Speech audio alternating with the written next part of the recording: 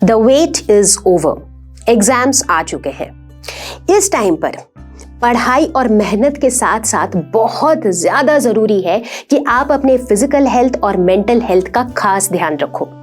अपने दिमाग को इतना ज़्यादा नहीं थकाना है कि एग्जामिनेशन के हॉल के अंदर जाकर आपका दिमाग इतना एग्जॉस्टेड फील करे कि वो काम करना बंद कर जाए। खुद को इतना ज़्यादा स्ट्रेस या टेंशन नहीं देना है कि आप एग्जाम में अपना 100% ना दे सको। पूरे टाइम दिमाग में एक ही बात को दोहराते रहना है, मेरे से होगा और बहुत बहुत बहुत अच्छा होगा। इससे आप पॉजिटिव, मोटिवेटेड और एनर्जाइज्ड भी फील करोगे। 24 को यानी कि कल आपका इंग्लिश का पेपर है। इसके बाद 28 को केमिस्ट्री, उसके बाद फिजिक्स, बायोलॉजी, मैथ्स की गाड़ी चलती रहेगी। बहुत ज्यादा क्रूशियल रोल प्ले करता है आपके एग्जाम से पहले की प्रिपरेटरी लीव्स। हर एग्जाम से पहले जो 3, 4, 5 दिन की छुट्टी मिलती है, वो छुट्टी आपके लिए बहुत बहुत बहुत इंपॉर्टेंट है।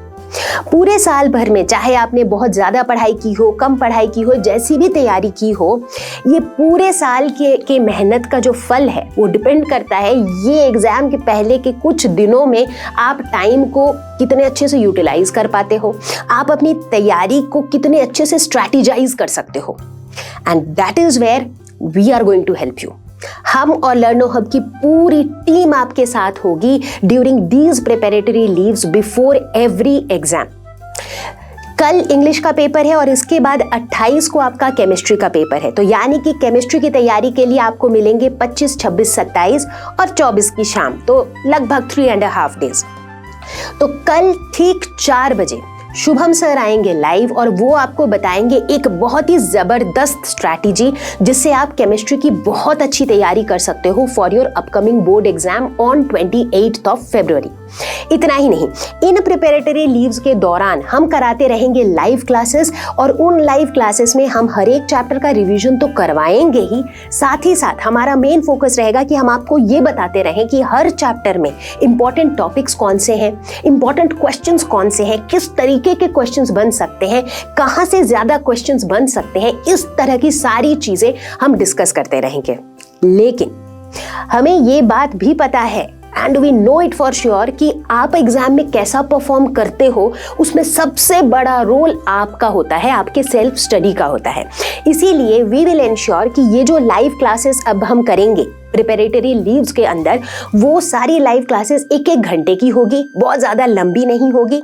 लाइव क्लासेस के साथ साथ हम आपको स्ट्रैटेजी या एक टाइम टेबल बताएंगे जो आप फॉलो कर सकते हो। हर एक चैप्टर का लाइव क्लास देखो, फिर उस चैप्टर को सेल्फ स्टडी करो, फिर अगली लाइव क्लास में आओ, उस चैप्टर का लाइव क्लास देखो, फिर उस चैप्टर को सेल्फ स्टडी करो। तो इस तरीके से पूरे एग्जाम टाइम के अंदर हमारी पूरी टीम आपके साथ, आपका हाथ पकड़ के आपको अच्छे से एक फाइनल राउंड ऑफ रिवीजन करवाएगी। तो बच्चों, ये तो हो गई हमारी तैयारी की बातें। अब चूंकि कल से एग्जाम है तो कुछ एग्जाम स्पेसिफिक बातें भी कर लेते हैं। बहुत से बच्चों के दिमाग में कुछ बेसिक डाउट्स रहते हैं कि एग्जाम में मैं किस कलर के पेन से लिख सकता हूँ, कौन से टाइप के पेन से लिखना अलाउड है। तो बच्चों, ब्लू या रॉयल ब्लू इंक का कोई भी पेन आप यूज कर सकते हो, चाहे आप बॉल पॉइंट पेन यूज कर सकते हो, फाउंटेन पेन यूज कर सकते हो, जेल पेन यूज कर सकते हो। स्टेशनरीज उतना ही कैरी करो जितना आपको काम आने वाला है, जैसे कि basic pencil, eraser, scale, pen, एक एक्स्ट्रा पेन रख लो। तो इस तरह की बेसिक स्टेशनरीज यूज करो। डू नॉट कैरी बहुत ज़्यादा एक्सेस में स्टेशनरी या फिर बहुत ज़्यादा फैंसी पाउचेस या फिर पेंसिल बॉक्सेस कैरी करने की कोई ज़रूरत नहीं है, बिकॉज बहुत बार क्या होता है कि वो चेकिंग में ये सारी चीज़ें ले ली जाती हैं। तो इट इज़ बेटर दैट आप उतनी ही चीज़ें लो जितनी आपको एक्चुअली में काम आने वाली है। जब आप अपने एग्जामिनेशन हॉल में बैठे हो, क्वेश्चन पेपर जैसे ही आपको मिलता है, even before you start writing your answers, सबसे पहले spend a couple of minutes to read the question paper. Very very important. मैं ये नहीं कह रही कि 15 मिनट तक क्वेश्चन पेपर पढ़ते रहो, लेकिन कम से कम 2 से 5 मिनट जरूर स्पेंड करो to scan through the question paper. उससे एक आइडिया लग जाता है कि क्वेश्चन पेपर किस तरीके का आया है, लेंदी आया है या आसान आया है या मुश्किल आया है। तो पहले ही ना दिमाग में एक माइंड मैप बन जाता है एंड उसके अकॉर्डिंग हम फिर आंसर्स लिखना शुरू करते हैं। बहुत ज़्यादा ध्यान देना है कि आप क्वेश्चन पेपर के अंदर जो ऑप्शंस होते हैं, यानी कि जैसे ऑप्शनल क्वेश्चंस होते हैं, राइट, बीच में लिखा रहेगा दिस और दिस। बहुत बार नर्वसनेस की वजह से या हड़बड़ी की वजह से हम उस और को मिस कर जाते हैं and we end up opting for both the answers and unnecessarily wasting our time. तो ऐसा कुछ आपको नहीं करना है, बहुत ध्यान रखना है जहां पे भी और है, यानी कि आपको दोनों में से एक ही क्वेश्चन अटेम्प्ट करना है। जब आप पूरा आंसर शीट लिख चुके हो, उसे सबमिट करने से पहले एक बार रिवाइज जरूर करें, क्योंकि बहुत बार ऐसा होता है कि सिली मिस्टेक्स या कैलकुलेशन मिस्टेक्स रह जाती हैं। जब आप रिवाइज करते हो तो उस समय आप उन मिस्टेक्स को पकड़ सकते हो और उन्हें करेक्ट कर सकते हो। इतना ही नहीं, keep a track of time, क्योंकि आपको अपना पूरा पेपर गिवन टाइम के अंदर ही कंप्लीट करना है। तो अगर बाय चांस आप किसी कैलकुलेशन में फंस जाते हो या फिर किसी मुश्किल क्वेश्चन में फंस जाते हो तो अननेसेसरीली बहुत ज़्यादा टाइम उस क्वेश्चन को मत दो, उस समय के लिए उसे छोड़ दो, आगे बढ़ जाओ। जो चीज़ें आती हैं उनको पहले अटेम्प्ट कर लो और उस क्वेश्चन को आप लास्ट में, जो एक्स्ट्रा टाइम आपके पास बचता है, उस टाइम पे उस क्वेश्चन को आप ट्राई कर सकते हो। कुछ बातें जो मैं हमेशा बोलते रहती हूँ कि इट इज़ वेरी इंपॉर्टेंट कि आपका पेपर का प्रेजेंटेशन बहुत अच्छा हो। इसीलिए आपको जो आता है, जितना आता है, उसको नीटली अच्छे तरीके से प्रेजेंट करो।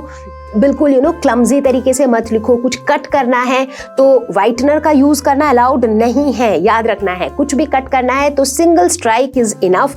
एक क्वेश्चन के बाद लाइन छोड़ो, या तो लाइन ड्रॉ कर दो या फिर 2 लाइंस छोड़ दो, उसके बाद ही अगला क्वेश्चन स्टार्ट करो। डायग्राम्स अगर बनाते हो तो नीट लेबल डायग्राम्स बनाओ। ओवरऑल आपका जो पेपर है वो बहुत ही neat, clean and well presented दिखना चाहिए।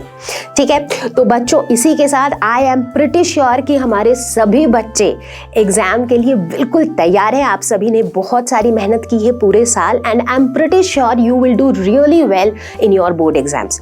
अभी के लिए, लास्ट मिनट के लिए घबराना बिल्कुल नहीं है, क्योंकि जितना ज़्यादा आप घबराते जाओगे उतना ज़्यादा आपका जो कॉन्फिडेंस लेवल है वो कम होता जाएगा, जो कि हम बिल्कुल नहीं चाहते। ठीक है, तो अभी आपका फोकस एक ही होगा कि जितना भी टाइम अब आगे, कल से लेकर के आगे के सभी एग्जाम्स में जितना भी टाइम मिलेगा, उस टाइम को हम बेहतरीन तरीके से यूज़ करेंगे, कॉन्फिडेंट रहेंगे, पॉजिटिव रहेंगे और एग्जाम में तो हम बहुत अच्छा करेंगे। हमेशा की तरह मेरी सारी ब्लेसिंग्स आप सभी के साथ है। Wish you all the very best for your exams.